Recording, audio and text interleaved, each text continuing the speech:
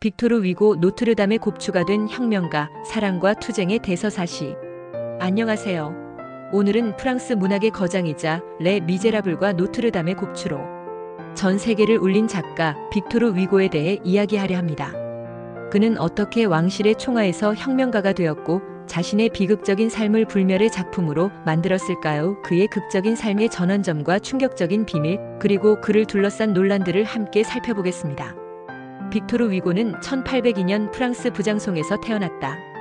그의 아버지는 나폴레옹 휘하의 장군이었고 그의 어머니는 왕당파였다. 그는 어린 시절부터 혁명과 왕정 사이에서 갈등하는 삶을 살았다.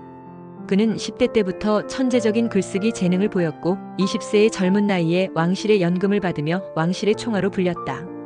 그는 나는 나의 문학으로 세상을 정복할 것이라고 말했다. 그의 인생에서 가장 중요한 전환점은 1848년 2월 혁명이다. 그는 1845년 귀족 의원으로 임명되었다. 그는 처음에는 루이 필리프 왕을 지지했다. 하지만 1848년 혁명이 일어나자 그는 왕당파에서 공화파로 돌아섰다. 그는 나는 정의를 위해 싸울 것이라고 말했다. 그는 인민의 권리와 사회 정의를 위해 투쟁했다.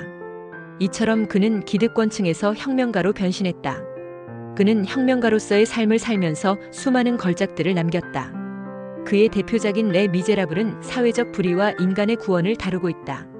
주인공 장발장은 빵 한 조각을 훔친 죄로 감옥에 갇히지만 자비를 통해 새로운 삶을 얻는다.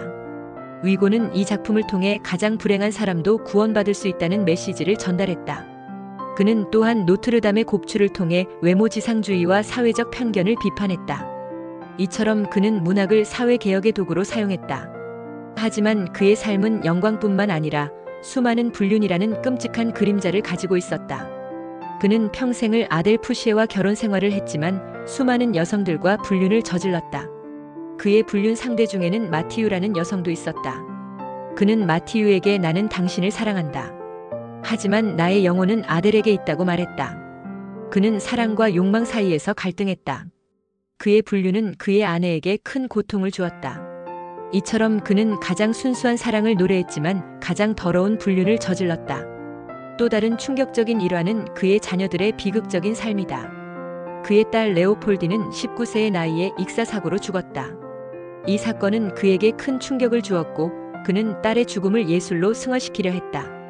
그의 또 다른 딸 아델은 정신병을 앓았고 그의 아들 샤를은 아버지의 명성에 짓눌려 살았다.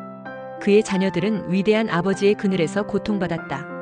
이처럼 그는 인류의 영웅인 동시에 가족의 비극을 초래한 사람이었다. 그럼에도 불구하고 위고는 자신의 신념을 포기하지 않았다. 그는 루이 나폴레옹 3세의 쿠데타를 비판하고 망명길에 올랐다. 그는 19년 동안 영국 해협의 작은 섬에서 망명 생활을 했다.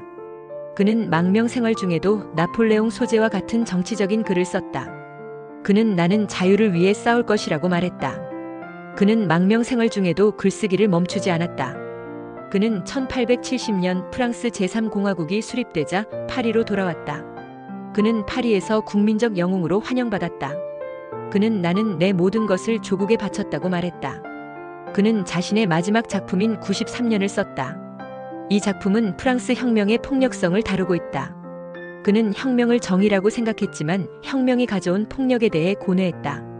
빅토르 위고는 1885년 83세의 나이로 세상을 떠났다. 그의 죽음은 전 국민적인 애도 속의 국장으로 치러졌다. 그는 프랑스 문학의 상징으로 기억되며 그의 이름은 자유와 정의의 상징이 되었다. 빅토르 위고의 삶은 문학과 정치, 사랑과 고통이 공존하는 복합적인 드라마였다.